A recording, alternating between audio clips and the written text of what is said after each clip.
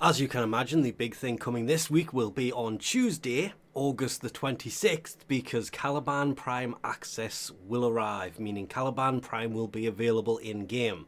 Don't know where the relics drop, we'll have to wait for that one. Bringing with him the Venato Prime, his signature melee weapon, which you can see there, and what they are referring to as his signature sniper rifle, the Vidoria Prime. This thing looks like it's going to be really interesting, and I do love the fact that it has an eyeball right here. Yes, that's right. That's an eye. Literally confirmed during last week's prime time. And we're not supposed to have access to this till it actually turns up, but they also showed this off at the same time. His signature sandana, as you can see on the right of the image, is part of the Prime accessories, but more importantly, the Tauron Prime Regalia. The Operator and Drifter suit with the helmet closed. I kind of like this thing. Of all of the suits they've done, it is one of the better ones. It was also shown off during TennoCon, where they also showed off and announced Caliban Prime and the signature sniper rifle that would be coming with it. This thing actually doesn't look too bad in motion. The Prime vaulting of the relics for Grendel Prime, the Mass-Eater Prime, and the Xyloch Prime. Yep, Xyloch Prime. They will still be available in-game. The primes themselves, you can still open the relics, you can still trade the relics, trade the parts, build the parts. You just can't get new relics because they're making way for Caliban's relics, as well as the Archon Hunt. It's Archon Amur, so exterminate, then defense, then take on Archon Amur for your chance to get a hold of a Crimson Archon Shard, meaning Bird 3 is selling Amber Archon Shards. For normal Duviri circuit, your choice of frame parts this week are for Excalibur's parts, Trinity's parts, or Ember's parts. The Steel Path Duviri circuit in Con and Genesis devices this week are the Akenbrunt, Soma, Vasto, Nami Solo, or the Burston. Still keep meaning to try the Soma one. I don't know if I actually installed that or not. If you have all of these, you can of course choose between either Rifle Riven Mod, Pistol Riven Mod, Melee Riven Mod, or 20,000 Kuva. Nightwave Elite Acts would be complete 5 different Steel Path missions and kill the Exploiter Orb. Normal Acts, while piloting a hijacked cruise ship, destroy 3 enemy fighters and defeat the Uroworm. Credit Offerings has a lot of the age-old, same-old. There is Temple's alternate helmet. That is here. Wait, I did miss them. The Dual Keris Solstice Skin Blueprint, the Arca Plasmor Solstice Skin Blueprint. We have the Wolf of Saturn 6 Bright Glyph, so it's daytime in the background. The Fullman Solstice Skin Blueprint. Did you really just turn your back on us there? That's kind of rude. We have Deadly Maneuvers Augment for Magnus, Shotgun Scavenger Aura, Combat Reload for the Tigress, Holster Ramp Aura, Dreamer's Bond Aura. That one is always worth it because not just do you get the squad receives energy regen, but also receive health regen in one. And it's a universal one, it'll go into any slot. Pistol Scavenger Aura, Deadeye Aura, the Fragor Brock Skin. It's just spiky, there you go. Blueprint to build it.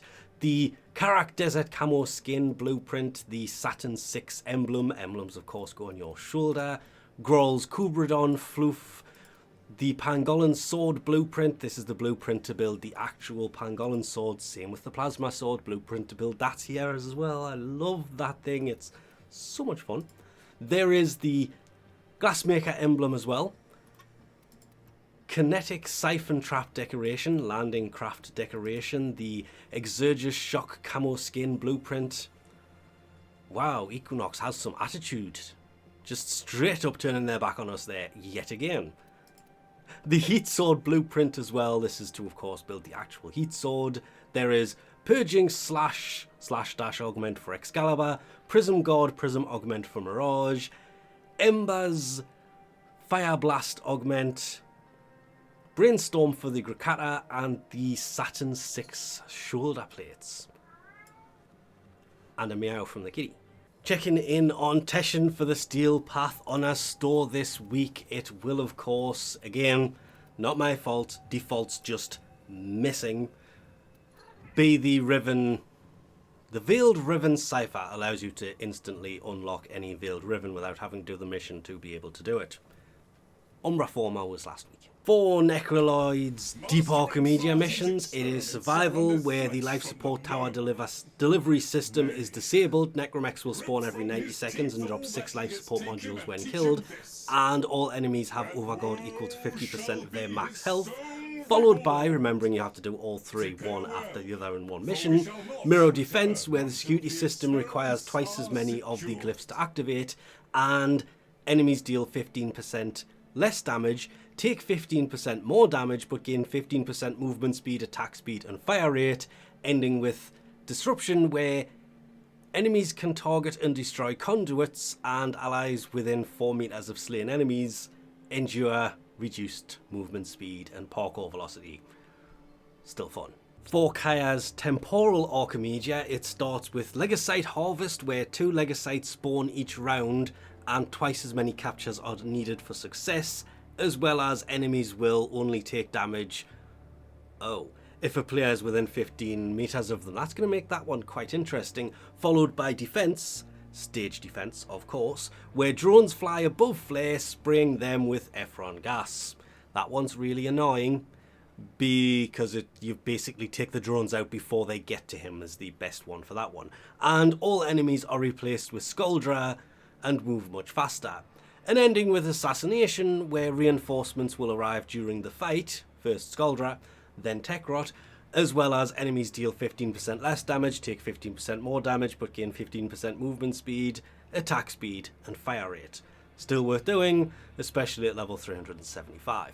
And lastly, this is a thing that kind of happened, not really sure what it is, I'm watching the forums carefully, but for the Holvanian side of things, it is of course reset time, which means your New Year's Kiss will be happening, followed by everything that follows from that. Eventually, it kind of launched slightly broken. This could be due to an update coming later in the week and them not foreseeing having to have the extra time to be able to fix this, because a certain prime was actually due last week, not this week, or a problem with the messages arriving in the inbox to reset the counter. Don't know. We'll have to just hope that gets fixed sooner rather than later. But with that, we'll leave this off here. Thanks for watching, and I'll catch you next time.